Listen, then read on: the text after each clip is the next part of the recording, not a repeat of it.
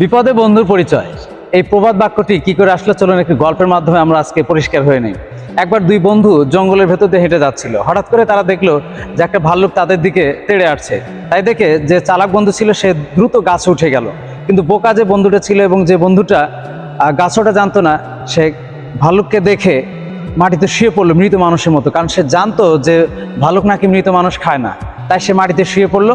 ভাল্লুকটা কাছে আসলো এবং তাকে শুকে দেখলো এবং দেখে চলে গেল, কারণ ভাল্লুক বুঝলো যে মানুষটা মনে হয় মারা গেছে, এই কারণে তাকে রেখে চলে গেল। তখন চালাক বন্ধুটি গাছ থেকে নেমে এসে ওই বোকা বন্ধুকে জিজ্ঞেস করলো, আচ্ছা ভাল্লুক তোর কানে কানে কি বলে গেল? তখন বোকা বন্ধুটি বলল, ভাল্লুক আমার কানে কানে এটাই বলে গেল যে যে বন্ধু তোমার বিপদের সময় পাশে থাকে না, যে বন্ধু তোমার প্রয়োজনের সময় কাজে আসে না, সে তোমার বন্ধুই নয়।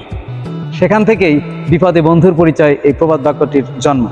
আসলে আমাদের ব্যক্তিগত জীবনেও আপনি দেখবেন যে আপনি যদি বিপদের সময় আপনার সেই বন্ধুকে পাশে না পান, যে সবসময় আপনাকে সময় দিত, আপনাকে মূল্য দিত, সবসময় আপনার সাথে মিশতো, কিন্তু যে লোকটা আপনার সাথে মিশতো না বা ধরেন একটু দূরেরই মানুষ, কিন্তু আপনার বিপদের মুহূর্তে সে সর্বক্ষণ আপনার পাশে থেকে আপনাকে সহযোগিতা করে এসেছে, সেই হচ্ছে আপনার প্রকৃত বন্ধু। আর যে সারা জীবন আপনার পাশে ছিল অথচ বিপদের মুহূর্তে আপনাকে রেখে সে পালিয়ে গিয়েছিল, সে কখনো আপনার প্রকৃত বন্ধু নয়। কি ফলোইং। আল্লাহ হাফেজ।